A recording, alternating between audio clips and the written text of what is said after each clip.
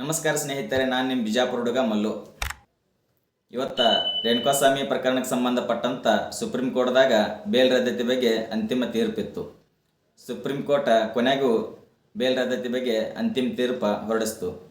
ಅದರಾಗ ದರ್ಶನ್ ಸರ್ ಮತ್ತು ಅವರ ಗೆಳೆಯರನ್ನು ಬೇಲ್ ರದ್ದತಿ ಮಾಡ್ತು.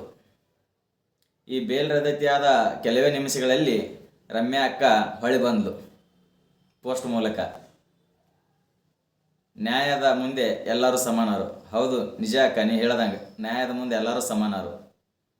ಆ ಸಮಾನತೆ ಬರೇ ಮೀಡಿಯಾದಲ್ಲಿ ಆಗಬಾರ್ದಲ್ಲ. ಯಾಕಪ್ಪ ಅಂದ್ರೆ ಒಬ್ಬ ರಾಜಕಾರಣಿ ಮನೆಗೆ ಹೋಗ್ತಾರ, ಒಂದು ಹೆಣ್ಣು ಹುಡುಗಿ ಮತ್ತು ಒಬ್ಬ ತಾಯಿ. ಅವಾಗ ಆ ರಾಜಕಾರಣಿ ಆ ಹುಡುಗಿ ಜೊತೆ ಏನು ಮಾಡಿದ್ರೆ ಅಂತೇಳಿ ಕೇಸ್ ಆಗೈತಿ, ಫೋಕ್ಸೋ ಕೇಸ್ ಕೂಡ ಬೀಳುತ್ತೆ. ಅವಾಗ ಎಲ್ಲಿ ಹೋಗಿತ್ತಕ್ಕ ನಿಮ್ಮ ಧ್ವನಿ? ಎಲ್ಲಿ ಹೋಗಿತ್ತು ನಿಮ್ಮ ಪೋಸ್ಟ್ ಮಾಡೋದು? ಅವಾಗ ಮಾಡಬೇಕಿತ್ತಲ್ಲ, ಅವಾಗ ಅವ್ರ ವಿರುದ್ಧ ನಿಂದಿರ್ಬೇಕಿತ್ತಲ್ಲ. ಒಂದು ಹೆಣ್ಣು ಹುಡುಗಿ ಪರ ನೀವು ನಿಂತಿದ್ರೆ ಅವಾಗ ನಾವು ನಿಮ್ಮ ಜೊತೆ ಸಾಥ್ ಕೊಡ್ತಿದ್ವಿ. ಮತ್ತು ಆ ರಾಜಕಾರಣಿ ಹೆಸರು ಬೇಡ ಯಾರಂತೇಳಿ, ಆಲ್ರೆಡಿ ನಿಮ್ಗೆ ಗೊತ್ತಾಗಿರುತ್ತೆ ಆ ರಾಜಕಾರಣಿ ಯಾರಂತೇಳಿ. ಇನ್ನು ಎರಡನೇ ಪ್ರಕರಣ ನೋಡೋದಾದ್ರೆ ಧರ್ಮಸ್ಥಳ. ಆ ಧರ್ಮಸ್ಥಳ ಪ್ರಕರಣ ಅಂತೂ ಸುಮಾರು ಕಳೆದ 10-12 ವರ್ಷಗಳಿಂದ ನಡೆಯುತ್ತಲೇ ಬಂದದ.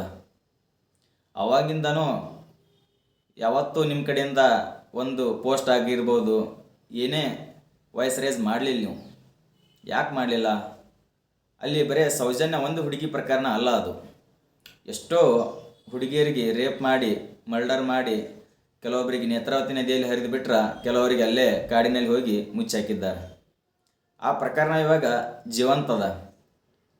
ಆ ಪ್ರಕರಣ ಪರ ನೀವು ಯಾಕೆ ಜನರ ಪರ ವಾಯ್ಸ್ ರೇಸ್ ಮಾಡ್ತಿಲ್ಲ? ಬರೇ ಇದು ದರ್ಶನ್ ಅವರ ಕೇಸಿಗೆ ಯಾಕೆ ನೀವು ಅಷ್ಟೇ ರೇಸ್ ಮಾಡ್ತಿದ್ದೀರಿ? ಅಂದ್ರೆ ನೀವು ಸೆಲೆಕ್ಟಿವಾ?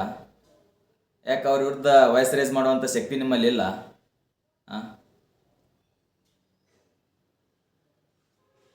ನ್ಯಾಯ ಎಲ್ಲರಿಗೂ ಒಂದೇ ಅಲ್ಲ. ನ್ಯಾಯದ ಪರ ನೀವು ನಿಲ್ಲಬೇಕಲ್ಲ, ಅವ್ರ ವಿರುದ್ಧ ವಾಯ್ಸ್ ರೇಸ್ ಮಾಡಬೇಕಲ್ಲ. ಅದು ಇಲ್ಲ, ಅದೆಲ್ಲ ಮಾಡೋಕ್ಕಾಗಲ್ಲ ನಿಮ್ಮ ಕಡೆಯಿಂದ. ಯಾಕಂದ್ರೆ ಅವರು ನೀವು ಒಂದೇ ಜಾತಿ ಅಲ್ಲ. ಪಾಲಿಟಿಕ್ಸ್, ನೀವು ಒಬ್ಬ ಅಭ್ಯರ್ಥಿ ಆಗಿದ್ರಿ.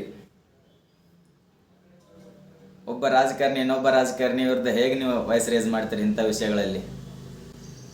ಹೌದಲ್ಲ? ಇನ್ನು ಕಿರಿಕಿರ್ತಿ ಅವ್ರದ್ದೇನು ಹೇಳೋ ಅವಶ್ಯಕತೆ ಏನಿಲ್ಲ. ಒಬ್ಬ ತಾಯಿ ಸುಳ್ಳು ಹೇಳ್ತಾಳಂತೇಳಿ ಅವ್ರು ಹೇಳ್ತಾರೆ, ಅವ್ರಿಗೇನು ಅನ್ನೋದೈತಿ?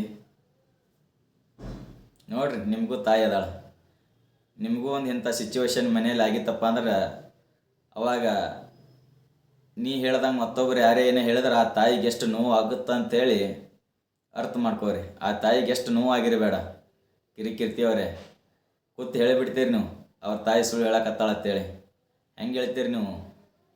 ಹೆಂಗೆ ಮನಸ್ಸು ಬರ್ತೀರ ಒಂದು ತಾಯಿಗೆ ಅಷ್ಟು ನೋವು ಮಾಡೋಕೆ? ನೀವು ನ್ಯಾಯದ ಪರ ಇದ್ದೀರೋ ಏನು ಟೆಕ್ನಿಕಲ್ ಎವಿಡೆಂಟ್ ಇಟ್ಕೊಂಡು ಮಾತಾಡ್ತಿರೋ ಅದೆಲ್ಲ ಸೆಕೆಂಡರಿ. ಒಬ್ಬ ತಾಯಿ ಮಗಳಿಗೆ ರೇಪ್ ಆ್ಯಂಡ್ ಗ್ಯಾಂಗ್ ಮಾಡ್ರಾಗ ಅಂತೇಳಿ ಅಷ್ಟು ಆರೋಪ ಮಾಡ್ತಾಳಪ್ಪ ಅಂದ್ರೆ ಸುಮ್ಮನೆ ತಮ್ಮ ಮರ್ಯಾದೆ ಕಳ್ಕೊಳಕ್ಕೆ ಮಾಡೋದಿಲ್ಲ ರೀ ಅಪ್ಪ. ಸ್ವಲ್ಪ ವಿಚಾರ ಮಾಡಿರಿ. ಎಲ್ಲಿಂದೋ ಏನೋ ಬಂತು ಅಂತೇಳಿ ಯಾರೋ ಪರ ನಿಂದ್ರಕ್ಕೆ ಹೋಗ್ಬೇಡ್ರಿ. ನಾವು ಹಿಂದೂನೇ ಇದೀವಿ. ನಾವು ಧರ್ಮಸ್ಥಳ ಮಂಜುನಾಥಗ ದೇವರಂತ ನಂಬ್ತೀವಿ. ಅದರ ಆಡಳಿತವನ್ನು ನಡ್ಸ್ಕೊಂಡು ಹೋಗೋರು ದೇವರಲ್ರಿ ಅಪ್ಪ. ಅವ್ರಿಗೆ ದೇವರ ಸ್ಥಾನ ಕೊಡಕ್ಕೆ ಹೋಗ್ಬೇಡ್ರಿ. ಶ್ರೀ ಮಂಜುನಾಥ ದೇವರದಾನಲ್ಲಿ. ಈ ವಿಡಿಯೋ ಬಗ್ಗೆ ನಿಮಗೇನು ಅನ್ನಿಸ್ತು ಅಂತೇಳಿ ಕಮೆಂಟ್ ಮೂಲಕ ತಿಳಿಸ್ರಿ. ಇನ್ನು ನಮ್ಮ ಯೂಟ್ಯೂಬ್ ಚಾನಲ್ ಯಾರು ಸಬ್ಸ್ಕ್ರೈಬ್ ಮಾಡ್ಕೊಂಡಿಲ್ಲ ಸಬ್ಸ್ಕ್ರೈಬ್ ಮಾಡ್ಕೊರಿ. ಹಾಗೆ ಬೆಲ್ ಐಕನ್ ಮೇಲೆ ಕ್ಲಿಕ್ ಮಾಡೋದು ಮರಿಬೇಡ್ರಿ ಅಪ್ಪ.